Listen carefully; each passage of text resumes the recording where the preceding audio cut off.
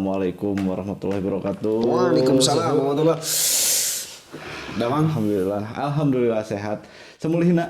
Alhamdulillah. Sebaliknya sehat. Mantap. Alhamdulillah mantap ya, prima gini. Masya Allah. Kelihatan loh dari wajahnya seger-seger. Luar biasa. Istri sehat. Alhamdulillah sehat. Alhamdulillah. Putra. Anak juga sehat. Anak sehat. Berapa tahun sih anak sekarang? 3 tahun lah. Maju 4 tahun. Alhamdulillah. Bentar lagi masuk TK ya? Ya. TK 4. TK, ada TK 4 tahun sekalian ngekos anak saya. TK. Oh, anak mandiri. Udah mandiri TK juga ya? Kos. Alhamdulillah. Jadi gini loh, maksud saya, ini kan rumah tapi mau saya yang nyambut ya tadi teh. Maksud saya datang ke sini tuh pengen berbagi cerita, pengen curhat gitulah ya. Karena gini loh, yang namanya laki-laki gengsi buat curhat. Betul. Bener gak? Betul. Jadi kalau perempuan itu masih leluasa buat curhat di media sosial, buat curhat di status WhatsApp ataupun ke temennya gitu. Betul. Sementara laki-laki tidak ada tempat curhat. Tidak ada tempat curhat. Curhat ke istri. Mau curhat ke istri kan? Cekan. Ya itu. Mau curhat ke istri udah ujung-ujungnya jadi apa? Jadi masalah baru gitu. Jadi nambah masalah baru. Bener gak? Betul. Kan kaidah itu kan istri itu tidak pernah salah. Istri itu gak pernah salah. Sekalipun dia mengaku salah, lelaki lah yang paling salah. Tetap suami yang minta maaf. Betul. Kaidahnya kayak gitu. Gitu loh ya. Urusan dalam pernikahan yang gak pernah saya kebayang sama sekali gitu. Betul. Alhamdulillah nih, saya hampir 1 tahun bulan depan, udah 1 tahun mungkin ya. 1 tahun pernikahan. Biasa. Alhamdulillah masih sehat walafiat. Kirain masih mau lagi gitu. Masih mau lagi. Alhamdulillah. Sehat, masih ya gak ada sesuatu hal yang bikin saya untuk apa ya? Untuk masalah yang wah gitu ya kan. Betul. Soalnya saya dengar ketika dapat insight dari orang lain, dapat cerita yang tentang pernikahan itu ternyata nyeremin gitu. Ketika udah satu tahun nikah, ternyata banyak hal yang kok gini loh. Orang rumah tangga orang lain tuh itu mah bukan loh. rumah tangga namanya, itu mah rumah duka. Rumah duka ya. Jadi beda. Tapi ya terus yang jadi kepikiran, kok saya rumah tangga saya nyaman gitu kan. Tapi ketika orang lain kok ada sampai kayak gitu. Ada yang sampai kepikiran 1 tahun itu udah mau cerai loh. 1 tahun itu ternyata waktu yang berat buat mereka. 1 tahun udah mau cerai, ada yang masalah sama mertua, ada yang masalah perekonomian dan lain-lain. Itu sebenarnya masalahnya di mana sih ya? Kok bisa kayak gitu? Jadi awal mula ketika memasuki dunia pernikahan sebetulnya miskin modal tentang visi, misi dan juga wawasan tentang pernikahan itu, sehingga kemudian berakibat pada hal-hal yang tidak diinginkan. Bermodalkan cinta saja gitu kan.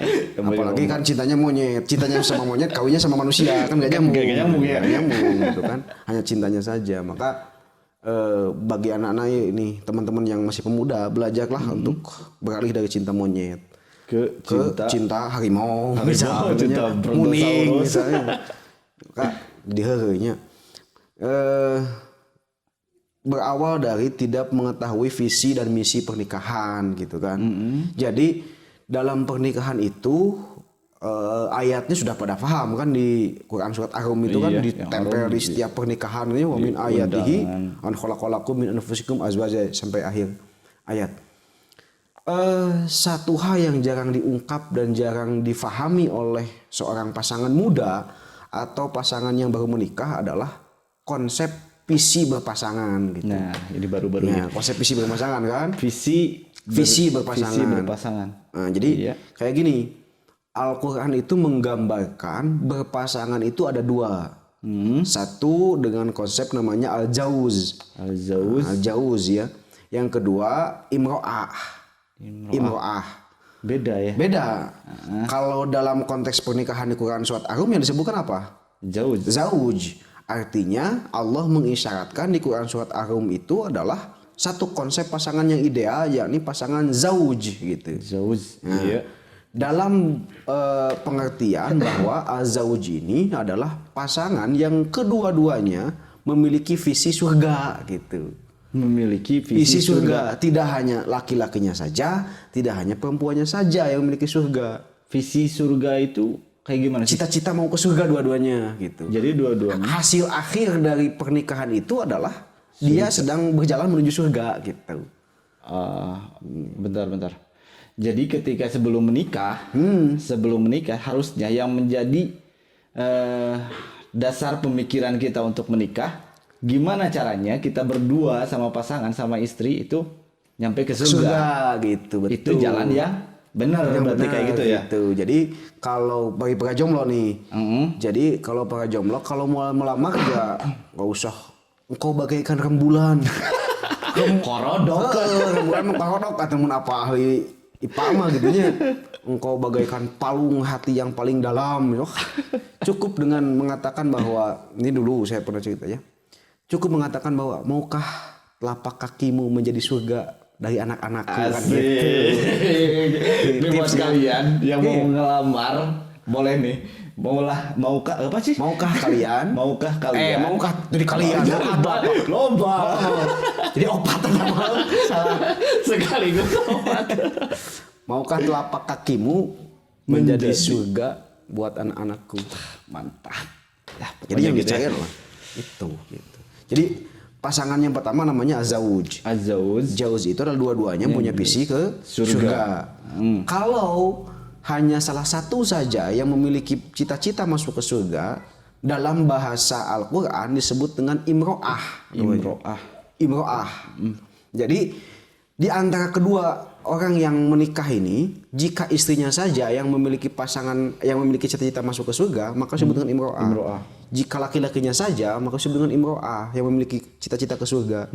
Jadi seharusnya Islam mengisyaratkan di Quran surat Ar-Rum itu adalah satu konsep pasangan yang zauj, dua-duanya memiliki visi menuju ke surga gitu. Enggak salah satu. Kalau dua-duanya malah menuju ke neraka, itu juga namanya imro'ah. Imro'ah juga. Jadi kapal gitu di neraka. Romantis ya sama gitu. Dan dunia akhirat itu kita barengan bersama-sama di dunia sama di akhirat. Cuman di akhiratnya ya beda gitu ya. Ya. Nah, maka di Al-Qur'an ini Allah mengisyaratkan satu pasangan yang couple ini. Maka saya sering bukan menyalahkan ya.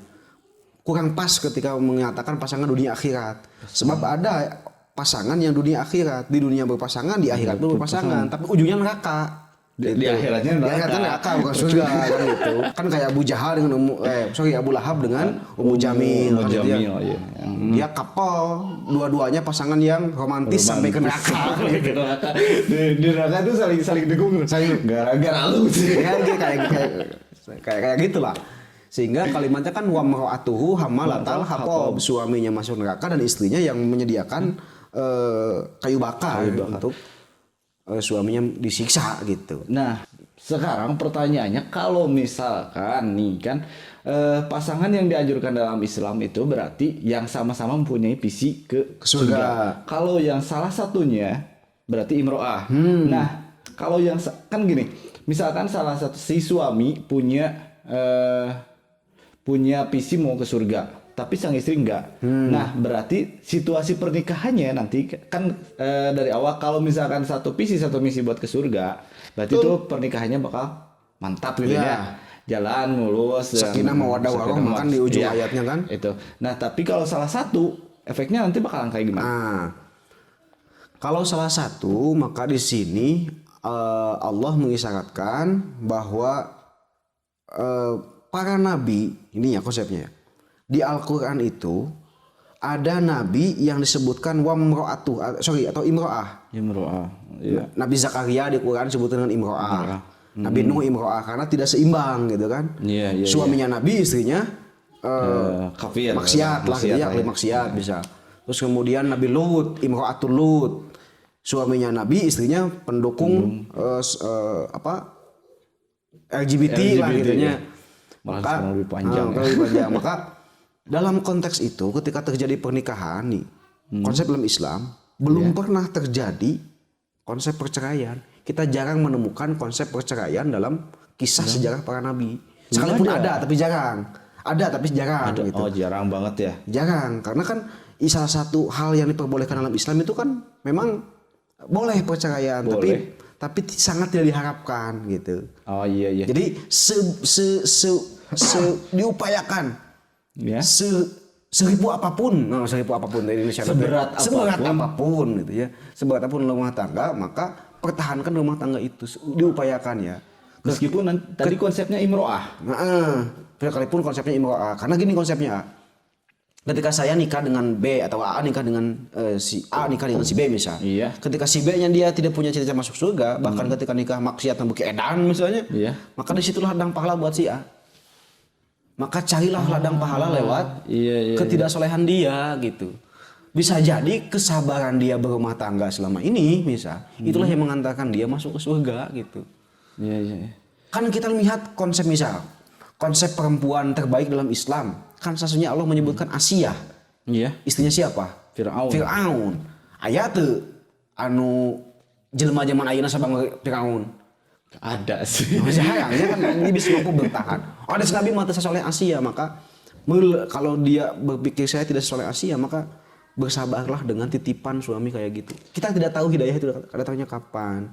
Sekalipun nanti di ujungnya sudah sulit dipertahankan, ada urusan akidah yang menyeleweng, ada urusan ibadah yang sudah tidak lagi bisa diperbaiki, maka disitulah alternatif terakhir adalah cerai misal gitu. Kalau misalkan gini, kan sekarang banyak ada yang KDRT lah, terus ada yang suaminya main-main di belakang gitu kan, ataupun sebaliknya di dapur di belakang misalnya. Bahkan di WC. Oh, di WC salah.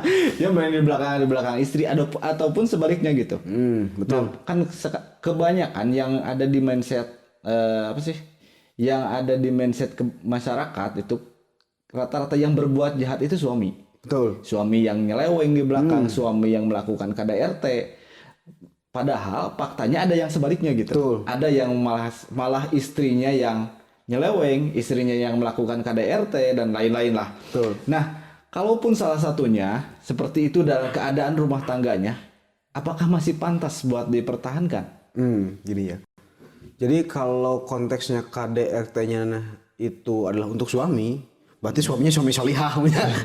Jadi bukan lagi KDRT kalau untuk suami, KDRW namanya. Atau KD kelurahan lah gitu. Ada tarik kan soalnya logika terbalik ya teman-teman.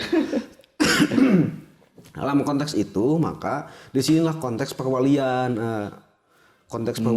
Maka ketika ada masalah utama, ketika Anda menikahkan, qabil tu nikaha, atau seorang menikahkan dengan seseorang, maka walilah yang bertanggung jawab terhadap kehidupan berumah tangga seseorang.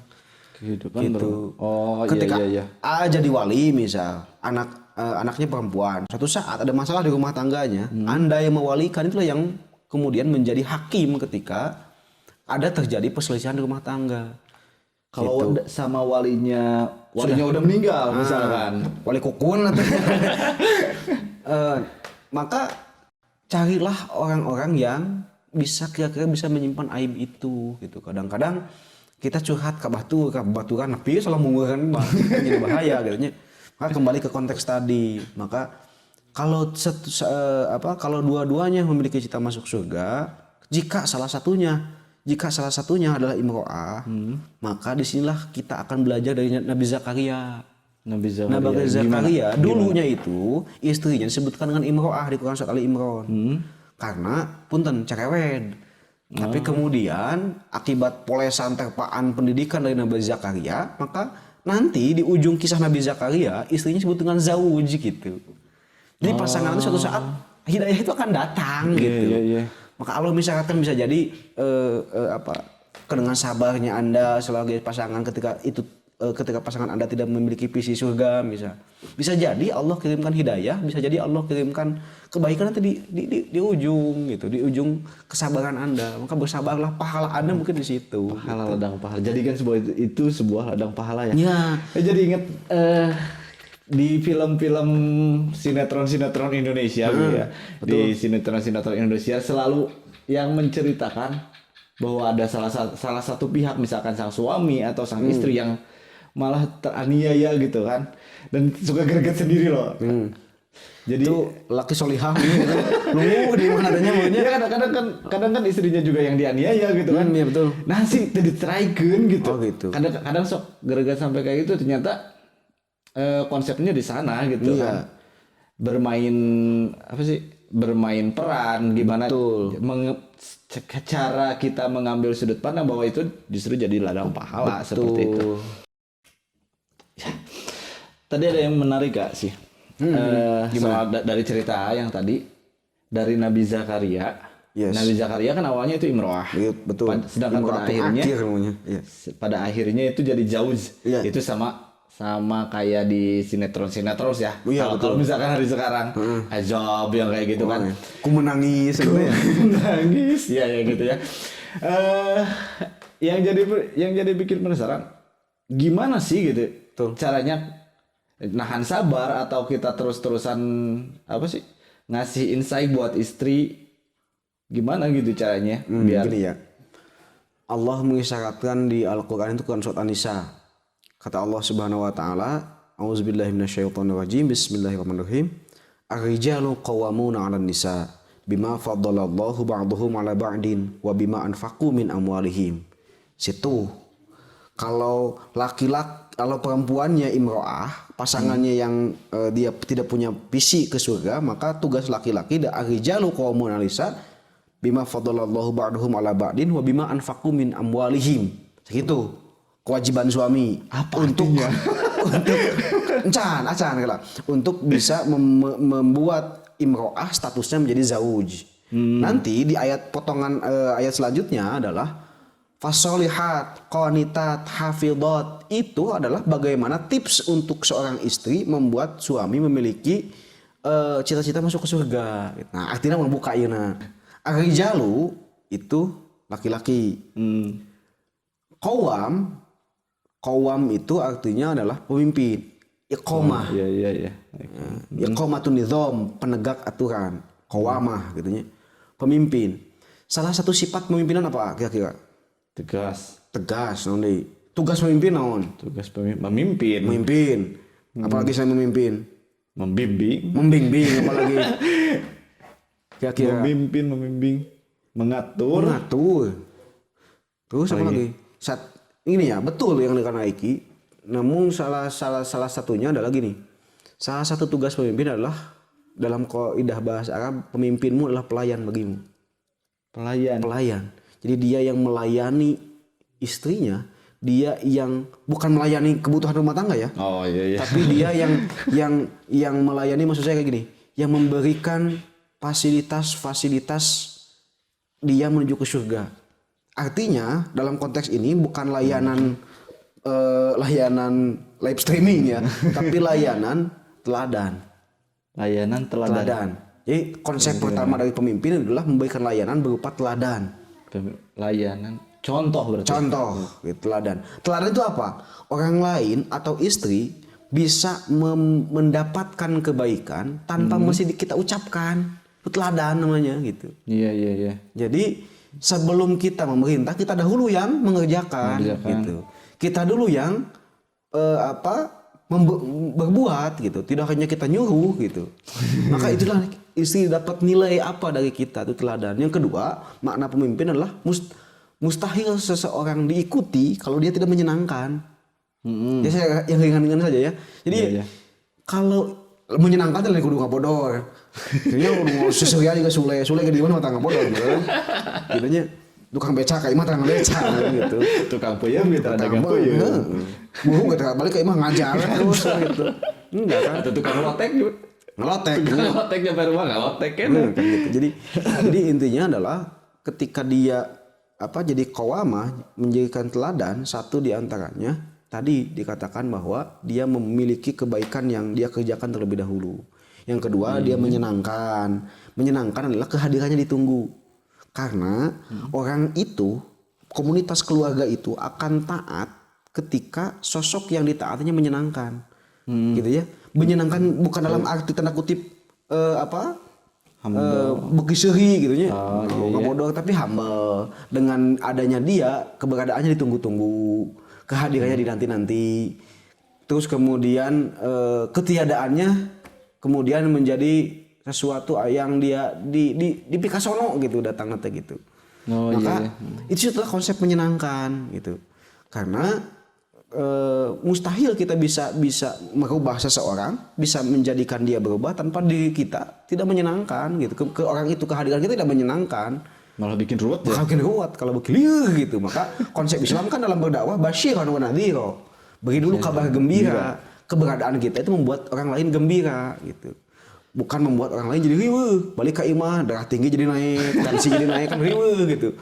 Maka konsep itulah yang teladan, terus kemudian menyenangkan, dan menyenangkan dan teladan itu salah satunya bisa hadir dari seorang pemimpin yang dia memiliki jiwa penegak aturan. Penegak aturan. Gimana? Karena arti iqomah itu artinya adalah menegakkan aturan. Di rumah itu dia yang menjadi kepala suku gitu. Dia yang menegakkan aturan di rumah ini, jam segini bangun.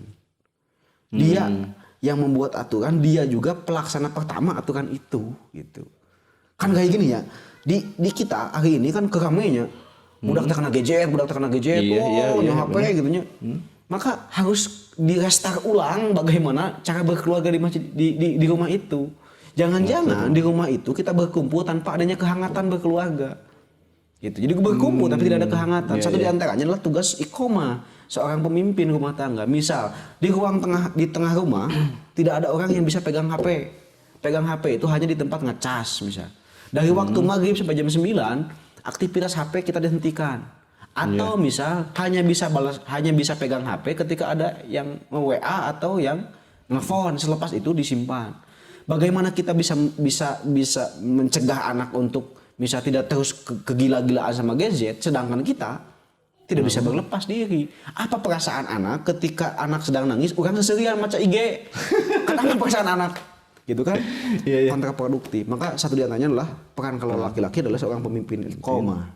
Jadi ayat ini kan jomblo mah diajak ngobrol gitu. Pokoknya khusus buat yang udah punya pasangan ya. Namanya kan arijal, namanya. Jadi arijal itu kan pemimpin rumah tangga. Iya. Sedangkan yang berumah tangga kan disebutnya sabab. Jadi udah dipakai dalil. Lamun di kelas budak SMA atau budak kuliah, udah laki lah. Padahal ayat itu yang diajak ngobrol adalah laki-laki dan perempuan yang sudah menikah gitu. Yang sudah menikah. Oke.